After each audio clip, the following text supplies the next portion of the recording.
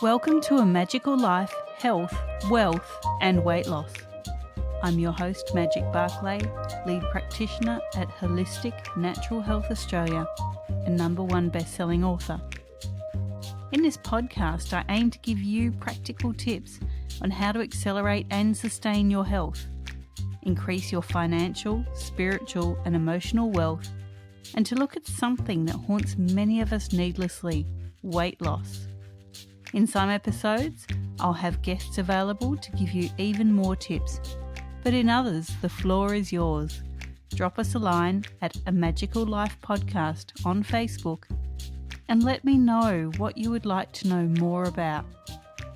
Now, sit back and enjoy, because it is time for you to create and truly discover a magical life.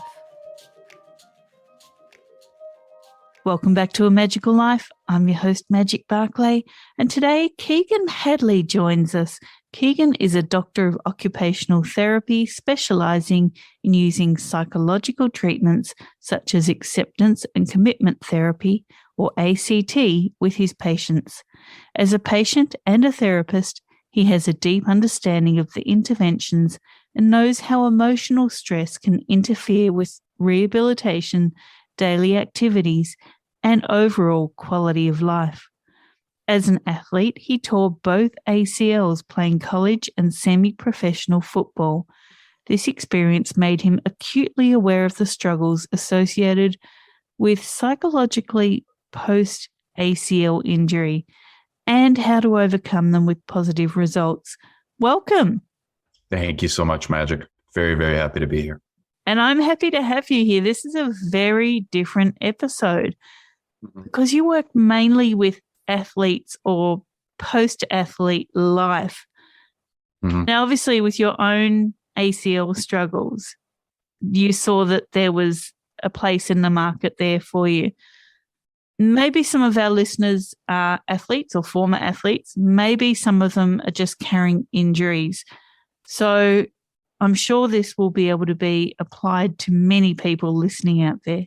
Yeah, my book, Torn, the full title is Torn, Overcoming the Psychological Challenges Post-ACL Injury. So it's obviously, unfortunately, very targeted to ACL patients. But that being said, a lot of the stuff that I work on for athletes is very applicable, after they're done being an athlete, whether they enter, the workforce or just from a day-to-day life. A regular person has various stresses that can be helped through acceptance and commitment therapy, or ACT, which I also term psychological flexibility.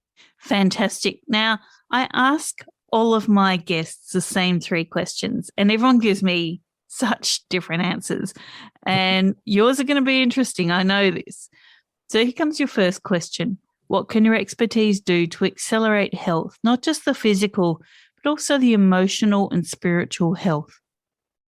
Yes. So what I mainly work on and what I specialize in, just due to my schooling and just my lived experience, is I help individuals get through difficult times. I walk through them when, no one else really is. So there's not a lot of people who are treating athletic injuries psychologically with the use of ACT. And that's what I pride myself in, because it's my thought, essentially, that ACT is much more conducive to athletes and overall success, because it's just more conducive to the athlete's mind, in my opinion. Great. Now, look, Keagan, we talk about wealth here as well. People think that's just financial, but it can also be emotional wealth. So post-injury, obviously your emotional wealth can take a bit of a hit. What are your top 3 tips to creating any wealth? I would say one thing that has made me a lot more wealthy, just emotionally, as you kind of spoke to, is being in the present moment. Nowadays, everyone's dragged into a million different things kind of grabbing at their attention, whether that's social media, your work, the to-do list of 47 different things. I think really living in the moment and getting what you can done now, and, enjoying the 15 minutes with your significant other, having coffee in the morning or whatever that may be. We're losing out on a lot of the things that should give life meaning by being sucked into useless kind of garbage on our phone. So that's kind of one thing that has really made my life a lot better. I caught myself a couple of times just wasting 20, 25 minutes or whatever the case may be and barely even realizing it. I mean, the algorithms are solid. I'll give them that. But definitely something that living in the moment, that's one of the 6 skills of acceptance and commitment therapy. And I think it's one of the most crucial. So living in the moment, accepting your body. Is there another one there that we can share with the listeners? Yes, of course. So one that was very difficult for me, I've always had some body image issues, and that only compounded when I had knee injuries, because one of the main sources of my confidence, self-esteem, my self-identity was being a football player. So when that was taken away, I was, in a really bad place that made me start abusing substances and making poor decisions, relationally, and this, that, and the other thing. But one of the skills that has been most difficult for me to grasp within psychological flexibility has been the self as a context skill. Essentially, that posits that there's 2 versions of ourself that we come into contact with every day. That is the persona that we're trying to put out. It's like essentially a mask that we wear. So say, for example, I was a football player for a long time, and, they're tough, quote unquote, cool, not a lot of feelings, those kinds of things. And then there's your true self, the one behind all of those layers. And that's your true self. And I can give you an example of how you can come into contact with those 2 different versions of yourself. One would be just now that I'm telling you about it, you're probably going to notice it more often, and the listeners will as well. So if you just spend a week being mindful of the little tiny lies that you make just throughout the day. So say, for example, you show up to class, you look a little tired, and your friend says, why are you so tired? What's going on? And, maybe you're playing video games or studying, or in my case, writing late at night. And you say, oh, well, I was up until 3:30. And in all actuality, you're only up until 2:30. And you have no idea. And now that I told you that, you have no idea why you said that. And it's very interesting, because we're yearning for acceptance, and we all want to be special, and, oh, look, I was up so late and I'm still here at class. And it's also very applicable for people with body issues or self-confidence, people coming back from injury. It comes into play a lot more than people would think.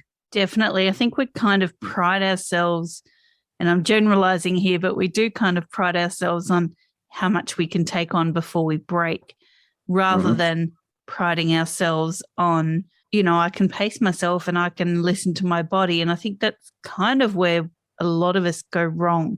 We don't listen to that internal conversation. We just keep heaping more and more on the pile. And that's not a healthy way to live. No, not at all. And especially if you're staying true to yourself, you'll know that, deep down, either you're doing too much or you're being unreasonable with your expectations physically, or whatever the case may be. Very much so. Now, look, we do talk about weight here. Many people battle their weight needlessly. I know mine has gone up and down pretty much all my life, but certainly in the last 5 years, post a couple of very serious injuries, it's kind of gone up again. So what are some top tips you have for people who may be battling their weight post-injury? This is very different to how we normally ask this question, but I know from experience, post-injury, you kind of have to look at things in a completely different light. Yep. So athletes, just due to their daily output, are used to eating more. It's just, we need that food to function at a high level, whether that's running, football, weightlifting, or, a little bit of all of it. So once that goes away, it can become very foreign for you not have to eat all that much. And then maybe that's a habit. So you'll gain weight. And I'm on the view that I've always struggled with, again, like I said, my body. That's one of the books I'm working on now. I'm in the middle of a kind of a experience for that. But essentially, what I go off of is the basic metabolic rate, and we play with it from there. I like macros and those kinds of things. A lot of people don't love it initially, but once you get good at it and quick at it, it's very scientific and objective. A lot of people have the tendency to say, quote unquote, I'm eating healthy, or those kinds of things. And that's great and all. There's nothing wrong with striving to eat, more healthy foods and those kinds of things. But you run into issues when you can't, just like a goal. If you can't measure it, you're going to have some issues. So I like to strategically have, my clients, especially if they're agreeable to it and having this particular issue, we play with their macros. And the cool thing is, once we get them to where we want them, actually to the point of reverse dieting, some of my clients as they're making their way through the rehab process to where they're actually able to eat more and more. It's a really cool process if you can get it down. Obviously, initially, it can be a little tedious with all the measuring and those kinds of things, but I promise it does get quick rather fast. So for one of the listeners who might not know what macros is, can you just explain that? So macronutrients are proteins, fats, and carbs. And essentially there's tons of formulas out there to run the amount of each that you need to run optimally based on your output. So that's why you can play with that a little bit to make sure that you're still getting enough protein while not eating too much, carbs, for example. A lot of athletes eat a lot of carbs, which is a great thing when they're having a lot of output, but maybe if they're, more sedentary right after surgery or those kinds of things, they're not needing as much carbs. And what I found with working with a lot of my clients is, myself included, I've only been on my experience for 8 months. And what I noticed the first couple of months is I was eating not even close to enough protein. So there is a whole population, I think, where our protein consumption is way, way down. And then how to deal with that essentially is the cool thing is, for it to be objective, you're having to weigh everything.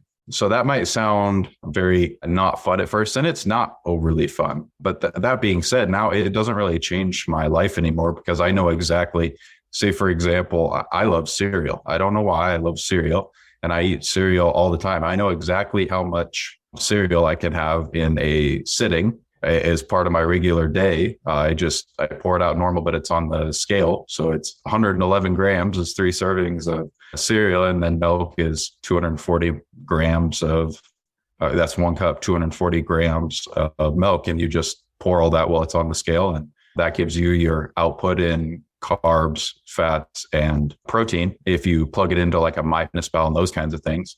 And if you hit your goals within a reasonable range, you don't have to hit them exactly. I would never say that for sure, but within 10 grams each way, it's very, very, over the long period of time. Like most people try to have like magic diets that work in 30 days. This is more of a long-term play. Just like most things in life, you can't get successful right away. So that's how you track it anyway. The same thing goes for meat. It's rather easy with meat. You just weigh it on the scale before you cook it and you know exactly what you get. Times when you run into issues are actually when you're cooking with, a significant other, or maybe you go out to eat. You have to do it enough to where you can actually guesstimate. It's not going to be exact, but the more you weigh 8 ounces of meat or whatever the case may be, the more you know exactly, roughly how big that is. And then you can still log it in the app. If you go to, a restaurant and get an 8-ounce steak, it's an 8-ounce steak, it's an 8-ounce steak. So that's kind of how it goes. And again, it's very slow going at the beginning, but it picks up rather quickly. Great. So tell us about things that you do with people with injuries. Like, what are some key things that you need to address? So I bring them in, I take kind of an outtake form that gets a base reading on where they're at with the 6 different skills associated with acceptance and commitment therapy. Those are acceptance, diffusion, which is essentially the difference between I am sad and I'm having thoughts and feelings of being sad. So depending on how, locked they are into cognitive fusion, mindfulness, self as a context, which we spoke about briefly, their values, and purposeful action. So I go through and have a discussion with them based on that and see where they are. And then I just start to have a conversation with them, because a lot of people come in expecting essentially that therapies, like I've said, kind of like a magic bullet. I'm just able to help them do whatever they're doing a little bit harder to get them where they want. And the unfortunate conversation I'm having to have with a lot of them, but it helps them grow quite a bit, is to realize that if you do what you've done, you're going to get what you got. And I think that's something that everyone needs to know when they're going into therapy or seeing someone for their health and wellness or nutrition or any of those kinds of things. There's no way to continue to do whatever you've been doing, even if you do it harder or better and get a different result. You a lot of times have to change your framework and the way you're doing things to see measurable change. You mentioned you're writing a book about body image. I know that's something I've struggled with pretty much all my life. How do you help people see that they're not what they used to be? They're not capable of what they used to be capable of. but that their body image, I guess, doesn't need to suffer or doesn't need to display that kind of disconnection that they might be feeling. So my book's going to be centered towards more athletes and how, negative sports in general, without any applicable help from a mental health professional, it can be very detrimental to a lot of athletes' emotional well-being because they're tying their attractiveness or whatever based on the scale, or there's plenty of sports where you're based solely off of, body composition and those kinds of things as well. And I would say, especially when you're getting out of being an athlete, it's very difficult to realize and accept all the different things that you went through and be grateful that your body was able to take you through all those things. So it's more of a switch from noticing all the things it's not to noticing the things it is. That's really key there. Notice what things actually are. Like, don't be living in your head the whole time. I know for myself, having injuries, okay, I'm not as capable as I used to be of doing certain things, but it doesn't lessen me as a person. And as long as I work around that and understand my physical capabilities, what I've found is trying not to get bogged down in, but I can't do that anymore. That was a really big thing and quite a battle for quite a while. So what coaching tips do you have for people that may, their brain still may think that they're the capable, uninjured body? How do they kind of adapt to what's going on now? So I have the unique experience, not only with my own situations, but with my clients as well, as I've been able to take a lot of them from, being broken both, emotionally and physically, and help them get back to wherever they want and farther. Just because I too was in a situation much like yourself where I never thought, I was going to be able to do anything besides just work out to try to get my knees better again. And now I'm doing things that I couldn't do prior to any of my 4 knee surgeries. So I think it's all about mental health and physical health are very similar in that everything is done incrementally. So yes, Magic, you might have some injuries. I had a ton of injuries where I'm not able to do exactly what I want this moment.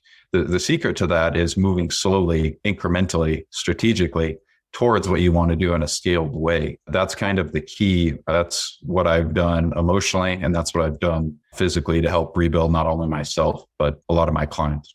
So listeners, this episode has been all about body image and recovering from injury.